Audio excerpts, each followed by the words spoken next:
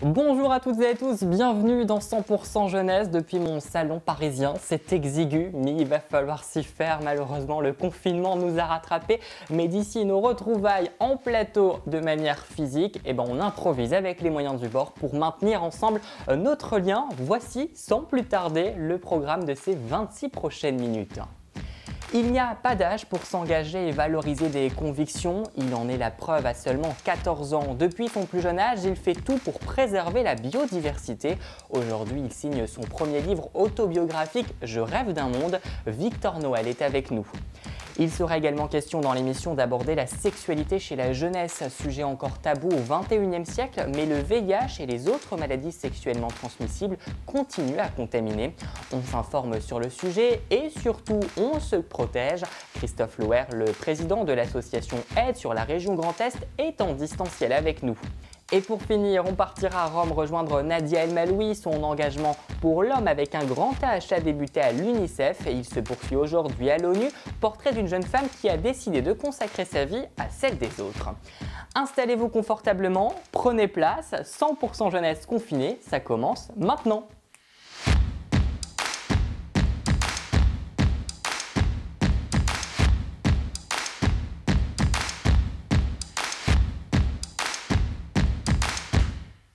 Et on commence cette émission avec cet hommage rendu à Samuel Paty, professeur d'histoire-géographie décapité pour avoir enseigné la liberté d'expression. Lundi 2 novembre, tous les établissements scolaires ont respecté 1 minute de silence en sa mémoire. Je vous propose justement d'écouter certains élèves au micro de Jean-François Ambroise. Lorsqu'il y a eu cet attentat, j'ai pris conscience que la liberté, c'est quelque chose qui est assez fragile et qui est, pour finir, assez rare dans le monde. Il y a beaucoup de pays où les libertés sont restreintes. Et le fait que des personnes veulent attaquer notre liberté, c'est quelque chose qui est de très choquant. Ils veulent nous ôter quelque chose qui est fondamental à notre République, qui est fondamental à la France, car nous sommes un pays de liberté. C'est important de parler de ça parce que c'est vraiment un problème qui commence à s'imprégner dans la société. Et du coup, c'est bien qu'on y remédie en parlant. En montrant des caricatures du prophète, on ne se met pas contre l'islam, on montre juste une manière de s'exprimer. On est vraiment ouvert à plein de positions, de propositions. Donc à partir de ça, on peut se faire notre propre avis. À la suite de cette minute de silence, la lettre aux instituteurs et aux institutrices de Jean Jaurès a été lue aux élèves.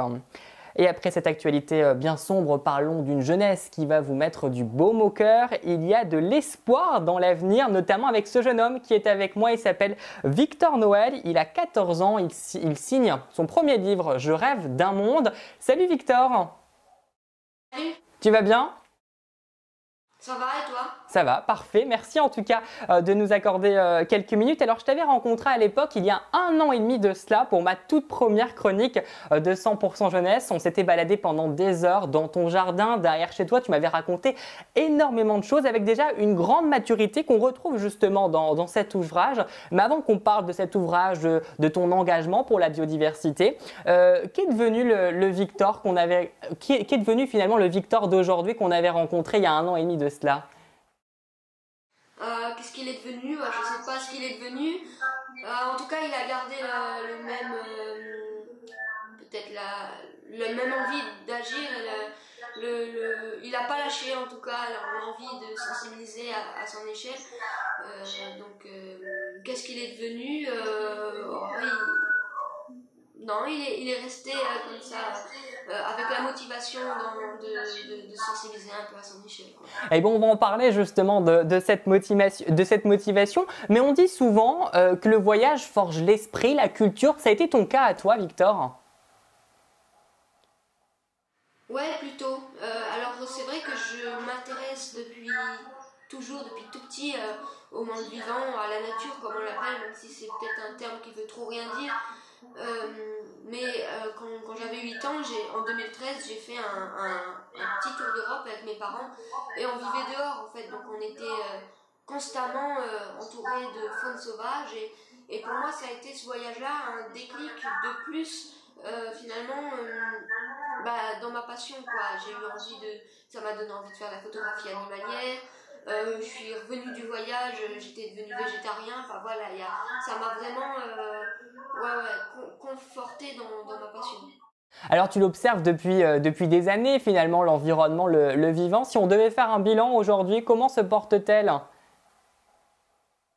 Oula, alors ça c'est vrai que le vivant, depuis qu'il existe, depuis à peu près 3,5 milliards d'années, il a subi 5 extinctions de masse. Une extinction de masse, c'est une période d'extinction massive des espèces, un bouleversement des écosystèmes, un bouleversement des équilibres en fait. Et à chaque fois, les extinctions de masse ont été liées à des phénomènes physiques, à des astéroïdes, des changements climatiques, des éruptions volcaniques, etc. Là, actuellement, c'est le vivant lui-même qui est à l'origine de cette extinction, puisque c'est nous les humains qui sommes à l'origine de cette 6e extinction de masse, et donc on peut actuellement parler d'un réel anéantissement. C'est un réel équilibre écosystémique qui est dégradé, et nous-mêmes qui vivons grâce aux autres espèces sommes en train de détruire nos moyens de subsistance. C'est quelque chose de terrible. Alors finalement, à travers ce livre, ton premier livre, tu mets justement en garde les gens sur cette 6e extinction de masse et qu'il faut justement réagir le plus vite pour aller en faveur de l'environnement, parce que sinon elle va continuer à se dégrader. Oui, alors c'est vrai que on parle... C'est vrai qu'on parle beaucoup d'espoir et de dire qu'on peut encore faire des choses. Alors c'est vrai, mais il faut aussi savoir que par exemple le dérèglement climatique, on n'arrivera plus à le stopper, on pourra peut-être essayer de l'enrayer. La 6e extinction de masse, c'est pareil, on est dedans, elle est inéluctable. L'effondrement de notre société telle qu'on la connaît est aussi inéluctable. Mais il ne faut pas aussi oublier qu'on est encore dans un tournant et qu'il y a encore énormément de choses qui peuvent et non seulement doivent être faites. Et donc on est encore dans ce tournant où on peut encore mettre en place une société plus résiliente, plus respectueuse du vivant, plus durable tout simplement, et moins destructrice comme elle est actuellement. Donc on peut encore faire des choses et on doit le faire, c'est une question de nécessité. Alors là, tu viens de nous le dire, un peu rééquilibrer notre société pour aller en faveur de ce vivant. Quels seraient les conseils que tu pourrais nous donner justement pour peut-être changer notre quotidien qui pourrait aider l'environnement ? Ouais, alors des conseils individuels, alors ça, bon, les gestes, là, tout le monde les connaît, je pense, maintenant. C'est, en grande partie, c'est peut-être moins consommer. C'est mieux consommer, donc peut-être consommer essayer de consommer local, bio, mais je pense que globalement, c'est aussi moins consommer de tout, parce que tout ce qui est produit, et je le dis dans le livre, tout ce qui est produit a un impact. Et donc voilà, c'est vraiment aussi cette question de société de consommation qu'il faut essayer d'enrayer. Puis il y a aussi le côté réduire notre consommation de viande et de poissons. On est en train de vider les océans. D'ici 2050, il pourrait ne plus y avoir de poissons dans les océans, ce qui est une catastrophe écologique. Donc notre consommation de viande aussi, il faut la réduire. Notre consommation, après les gestes au quotidien, on les connaît, réduire tel ou tel produit, aussi boycotter les multinationales, boycotter les produits Nestlé, les produits Amazon, ça c'est quelque chose de très important parce qu'en tant que consommateur on a une énorme importance, mais donc ces gestes au quotidien sont très importants, mais seuls ils ne suffisent pas, c'est un réel changement sociétal, holistique, complexe qu'il faut mettre en place, et donc les gestes au quotidien sont importants mais seuls ne suffisent pas, c'est un changement global qu'il faut mettre en place. Et voilà, et tout ce que tu viens de nous raconter, Victor, on en prend conscience dans cet ouvrage. Alors justement, cet ouvrage, il s'intitule « Je rêve d'un monde, 3 petits points », fin de citation.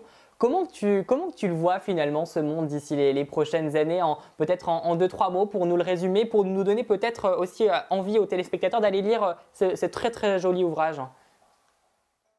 Alors oui, alors comment moi je me projette? On sait que d'ici ces prochaines années, du fait de la destruction qu'on a créée avec ce changement climatique, mais aussi la destruction des services écosystémiques, notre société ne peut que subir des énormes chocs.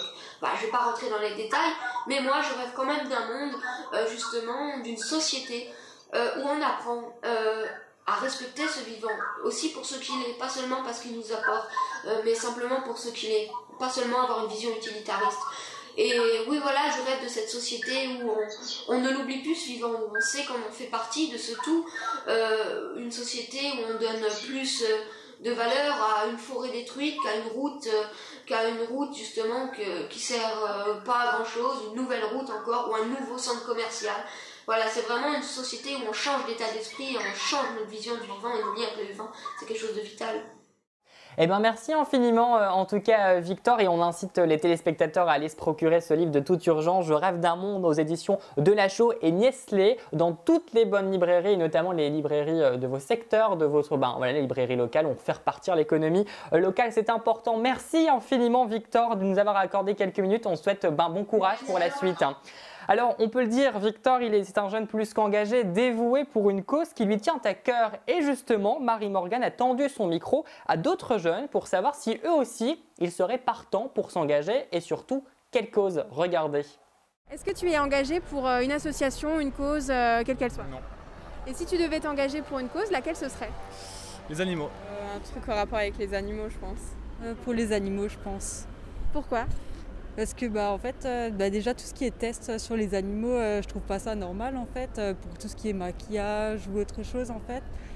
Et je pense qu'eux en fait, ils nous ont rien demandé pour qu'on fasse ça. Il y a trop de nos jours, il y a trop d'animaux qui se font maltraités ou des choses comme ça et ça c'est pas normal. Est-ce que toi tu es engagé pour une association ou une cause, quelle qu'elle soit? Non, je ne suis pas engagée pour une association autre, mais je fais une filière professionnelle accompagnement, soins et services à la personne pour venir en aide aux personnes vulnérables. Si vous deviez vous engager pour une association ou une cause qui vous tient à cœur, ce serait laquelle? Je pense que ce serait plutôt quelque chose comme la lutte contre le sida, la lutte contre le cancer, ce genre d'association-là. Ça serait plutôt environnemental. Est-ce que selon toi les jeunes sont assez engagés pour ce genre de cause? Non, je pense pas. Non. Pas tous, non. Il faudrait un peu plus les sensibiliser, je pense, déjà dès le plus jeune âge, en école primaire par exemple, leur parler de tout ça parce qu'on n'est pas assez informés en fait.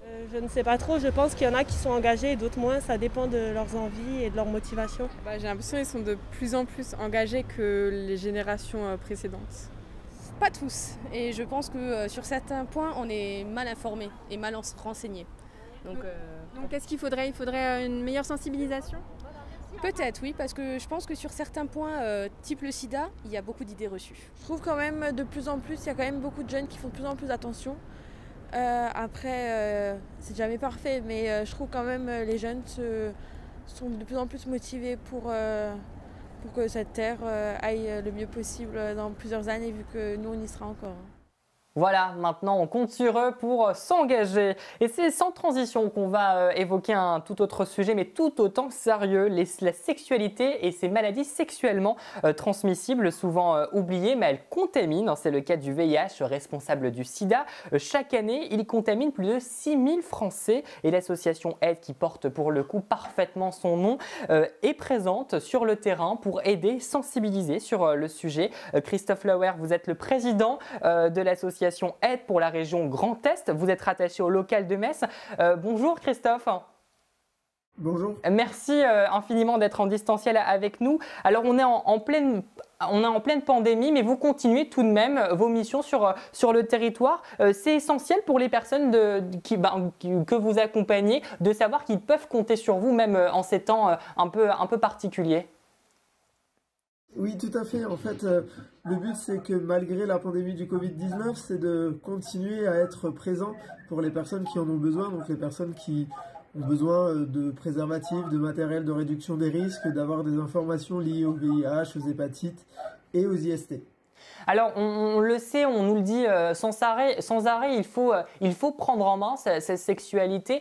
Mais quand on est jeune, quand on a 15-16 ans, qu'on commence à arriver dans la majorité sexuelle, peut-être qu'on peut connaître ses premiers rapports sexuels, c'est pas forcément si simple finalement de se dire, bah voilà, il faut aller consulter, il faut peut-être se faire dépister, chez qui se tourner. C'est un flou total. Est-ce que vous avez quelques pistes justement? Vous aussi, vous les aidez ces jeunes? Oui, alors tout à fait, hein, les personnes peuvent venir chez nous, hein, donc du coup nous au sein de Aide on a un cadre qui est bien précis, c'est la confidentialité, le non-jugement et l'accueil. Donc du coup ils peuvent venir chez nous parler de sexualité, de prévention, de leur rapport à risque qu'ils ont eu.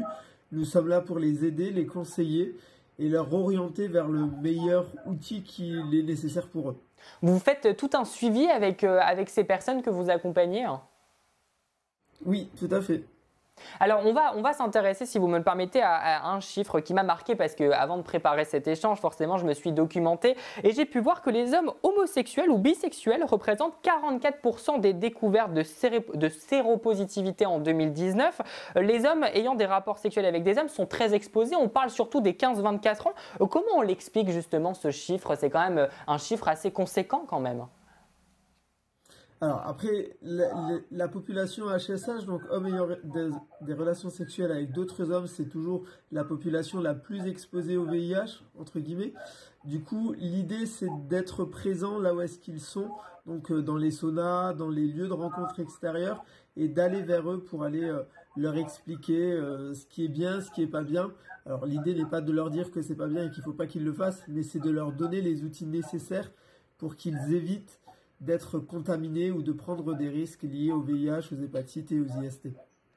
Alors à quel moment il faut se dire, à quel moment on peut se dire, il faut aller se faire dépister, chez qui il faut se tourner? Est-ce qu'il y a des contrôles réguliers qu'il faut faire, chez qui par exemple on peut aller faire notre dépistage?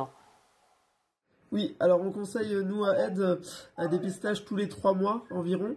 Donc c'est un suivi régulier. En fait, on se dit qu'après une prise de risque, le délai le plus minimum est de 3 mois pour connaître son statut sérologique. Donc on peut venir directement chez vous pour se faire dépister, c'est ça? C'est ça, on peut se faire dépister directement chez nous. Alors si les personnes ne souhaitent pas se faire dépister directement chez nous parce qu'elles ont peur du sang ou autre, on peut les orienter donc vers les Cégides, ce que je vous ai expliqué tout à l'heure, qui se trouvent directement dans les hôpitaux les plus proches, ou la remise d'autotests. Donc c'est la même pratique que nous avons chez nous dans nos locaux, sauf que c'est la personne qui le fait directement chez elle, avec le même matériel, et à l'intérieur il y a les numéros d'urgence en cas de contamination ou en cas de résultat positif. Donc il existe finalement un tas de dépistages qu'on peut faire pour savoir si on a le VIH ou encore même peut-être les autres maladies. Alors forcément, voilà, la sexualité ça peut apparaître avec les maladies sexuellement transmissibles par exemple.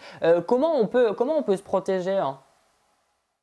Alors, il y a différents outils de prévention, hein. Donc il y a le préservatif qui reste le préservatif. Le grand classique. L'outil, j'ai pas compris. Le grand classique. C'est ça. Après, il y a d'autres outils. Donc il y a l'outil qui est la PrEP. Donc c'est un traitement qu'on préconise à toutes les personnes. Donc il s'adresse aux personnes les plus exposées au VIH, donc aux populations HSH, hommes ayant des relations sexuelles avec d'autres hommes, aux travailleuses et travailleuses du sexe, aux trans, aux personnes migrantes. Donc c'est un traitement que l'on peut donner si les personnes ne veulent pas utiliser le préservatif. Donc c'est ou à la demande ou en continu. Et ce traitement, il est prescrit seulement pour l'instant dans les centres de Cégide. Voilà, et c'est important également, on va peut-être le rappeler, que vous avez une permanence téléphonique et que les gens peuvent vous contacter justement pour connaître, s'ils ont des questions, connaître toutes les informations qui concernent justement votre domaine de prédilection. Ça représente combien à peu près de prise en charge, chez vous, à la locale de Metz? Alors, pour les personnes qui vivent avec le VIH, on a un suivi d'environ 20 personnes pour aujourd'hui. Après, rien n'empêche que les personnes, on ne les suit pas forcément au quotidien, mais ils viennent régulièrement récupérer du matériel de prévention ou avoir des informations ou de la documentation liée au VIH, aux hépatites et aux IST. Alors, vous me le disiez en off que c'était important quand même de dire que les personnes qui ont le VIH, le sida et qui sont traitées ne peuvent plus contaminer. Exactement. Une personne aujourd'hui qui vit avec le VIH, elle prend son traitement correctement. Au bout de 6 mois, elle a une charge virale indétectable. Et en fait, quand elle a une charge virale indétectable, elle n'est plus contaminante. Donc c'est aujourd'hui le U est égal U, indétectable est égal intransmissible. Eh ben, merci infiniment Christophe pour toutes ces informations. On le rappelle que c'est important justement d'aller se faire dépister et qu'on peut utiliser forcément le préservatif pour se protéger. On va peut-être le rappeler, la permanence téléphonique que vous tenez, c'est du lundi au vendredi de 10h à 18h. Le numéro qui s'affiche en bas de l'écran, c'est où vous pouvez les joindre, le 03 87 75 10 42. Le lien est juste en bas de cet écran. Et on retrouve également toute l'actualité de l'association pour la circonscription de Metz sur la page Facebook Aide Metz, dont le lien s'affiche en bas de cet écran. Et l'actualité nationale de l'association, c'est sur son site internet aide.org. Allez, on va prendre la direction de Rome, en Italie, tout en restant bien sûr confiné dans notre salon. C'est la magie du confinement et surtout de la nouvelle technologie. On se connecte avec toi, Nadia. Merci de nous accorder quelques minutes. Comment vas-tu ? Ça va très bien. Et toi, Valentin? Ça va, merci. Alors Nadia, tu vas nous raconter ton parcours aujourd'hui. Tu es consultante juridique au Programme alimentaire mondial à l'ONU à Rome. On va en parler dans quelques instants. Mais avant ça, je te propose qu'on va revenir à ton adolescence, à 15-16 ans, et plus particulièrement dans tes fonctions de conseillère générale junior de la Moselle. Alors pour expliquer à nos téléspectateurs, Finalement, c'est une assemblée de 54 jeunes qui ont pour mission de mettre en place des projets sur le territoire de la Moselle. Qu'en retiendras-tu de cette expérience de conseillère générale junior? Ce que j'en retiens, c'est tout. Ça a été une expérience incroyable qui a forgé ma personnalité, qui a forgé ma carrière, on peut le dire. Hein. Et ça nous a permis à tous les conseillers généraux, pas départementaux à l'époque, et on était 102, de découvrir un petit peu la vie politique, de découvrir l'engagement, d'avoir la sensation d'être entendu et que notre voix compte. Et donc c'est quelque chose qui a été hyper important pour moi et qui m'a vraiment poussée à prendre des choses en main et pas attendre que les autres disent ce que j'ai envie de dire moi-même.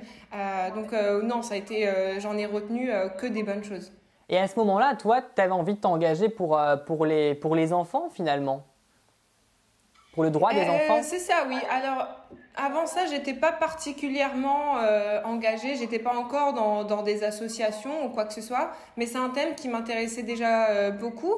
Je suis née au Maroc et j'ai grandi une partie de ma vie. Et donc, d'arriver en France et de voir que les enfants vivent dans des contextes différents, que les opportunités ne sont pas les mêmes, l'école, tout le savoir qu'on peut avoir, ça m'a permis de voir un petit peu qu'il se passait des choses dans le monde et de ne pas être seulement dans une petite bulle. J'ai grandi au final entre le Maroc, la France et même l'Allemagne en étant du coup dans un département frontalier. Et donc c'est vraiment ça, le fait de voir qu'il y a énormément de diversité et de voir que les enfants grandissent dans des contextes différents qui m'a donné l'envie de m'engager pour eux parce que j'avais bien compris que du coup c'était nous l'avenir. Eh bien oui, c'est important de le dire que la jeunesse, c'est l'avenir de demain. Alors justement, cette envie d'aller de l'avant pour les enfants, les droits des enfants, ça t'a poussé à faire le partenariat département Amis des enfants entre la Moselle et l'UNICEF. Qu'est-ce que ça fait à 15-16 ans d'être à l'origine d'un tel partenariat qui perdure encore à l'heure actuelle? Je pense qu'à 15-16 ans, je me rendais pas bien compte. J'avais l'impression que pour moi, c'était comme une formalité. Le département de la Moselle cochait déjà toutes les cases. Le département de la Moselle était déjà très engagé pour tout ce qui est protection de l'enfance et pour tout ce qui est aussi engagement de la jeunesse parce qu'on était très peu en France et on l'est encore très peu à avoir un conseil départemental junior. Et donc pour moi, c'était juste quelque chose de logique. Je me rendais vraiment pas compte de l'impact que ça pouvait avoir et surtout du travail que ça a demandé au service du département pour obtenir ce label parce qu'il n'est pas obtenu gratuitement, ils doivent fournir énormément d'informations. Donc maintenant, je m'en rends compte et maintenant, oui, je suis très très fière et je suis plus fière pour mon département que pour moi-même, à vrai dire. Et c'est vrai que quand on plonge dans ton histoire, qu'on regarde tes centres d'intérêt, rien finalement te prédestinait à une vie tournée vers celle des autres. Comment s'est-il déclenché finalement ce souci du bien-être de l'autre ? C'est quelque chose à laquelle je pensais déjà. Bon, j'étais très jeune, donc forcément, c'était pas, ça allait pas plus loin, hein, c'était assez limité. Mais du coup, avec le conseil départemental, oui, en fait, j'ai pu avoir accès à des informations que je n'avais pas. J'ai pu avoir accès à des outils que je n'avais pas non plus.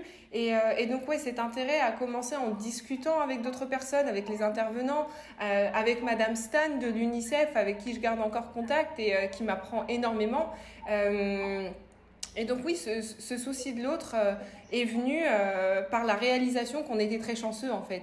Je me suis vraiment rendu compte qu'on était très chanceux là où on était, qu'on avait en plus le luxe de pouvoir intervenir nous-mêmes et dire ce qu'on pense. Et c'est quelque chose que j'ai voulu partager et en faisant ensuite mes études de droit, c'est toujours ça, hein, c'est porter la voix de ceux qui ne peuvent pas l'exprimer, quoi.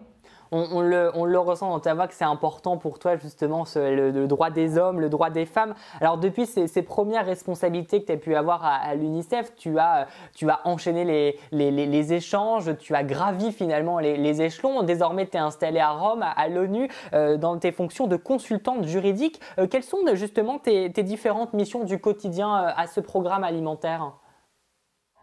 Alors moi, je suis consultante juridique dans une équipe qui s'occupe de tout ce qui est la logistique, le transport, l'assurance. Donc le programme alimentaire mondial, son mandat, c'est d'aider les personnes les plus démunies, c'est d'apporter une aide alimentaire.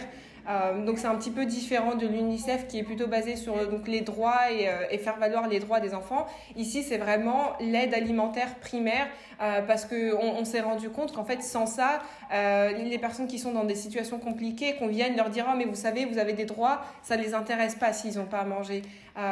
Donc moi, ma mission, là, dans cette équipe, c'est tout ce qui est mettre en place les contrats avec les différents transporteurs, etc. C'est tout ce qui est l'aspect juridique et logistique. Alors c'est avec beaucoup de modestie, mais je pense que tu as un parcours remarquable et bravo. Et en tout cas, merci de nous avoir témoigné ce parcours. Si tu avais un message à transmettre à la jeunesse pour lui donner peut-être la motivation à s'engager comme toi tu as pu le faire, ça serait lequel ce message? Très rapidement. C'est croyez en vous et allez-y. Rien n'est trop compliqué, rien n'est inaccessible. On peut vraiment partir d'un petit patelin au fin fond de la Moselle et on a l'impression qu'il se passe plus rien au-delà de sa petite ville. Mais en fait, allez-y, les opportunités sont là. Nos universités en Moselle, nos institutions, elles permettent de faire plein de choses. Et surtout, engagez-vous parce que c'est grâce en fait à ce CV, c'est grâce à mon expérience au conseil départemental et à l'UNICEF que j'ai obtenu mon stage et ensuite mon job parce que c'est ça qui leur a plu, c'est de s'engager en étant jeune, ça montre une grande volonté. Eh bien, merci infiniment Nadia, ça nous a bien boosté finalement, ça va booster sans doute beaucoup de jeunes à s'engager. Merci infiniment et bon courage pour la suite. Et avant de refermer cette émission, permettez-moi d'avoir une pensée pour ces deux jeunes. Marie, 23 ans et Mathias, 22 ans. Elle, sa passion, c'était le shopping entre amis. Et puis lui, c'était un fada du BMX. Mais à eux deux, ils avaient une passion commune, celle de la musique. Ils ont été emportés dans un tragique attentat terroriste il y a 5 ans au Bataclan. Marie et Mathias, on ne vous oublie pas, on vous aime et on continuera à vous aimer. C'est sur ce cliché d'un couple follement amoureux qu'on referme cette émission. Merci à vous de nous avoir suivis. On se retrouve dès le mois de décembre. D'ici là, portez-vous bien et surtout, vive la jeunesse. Bye bye.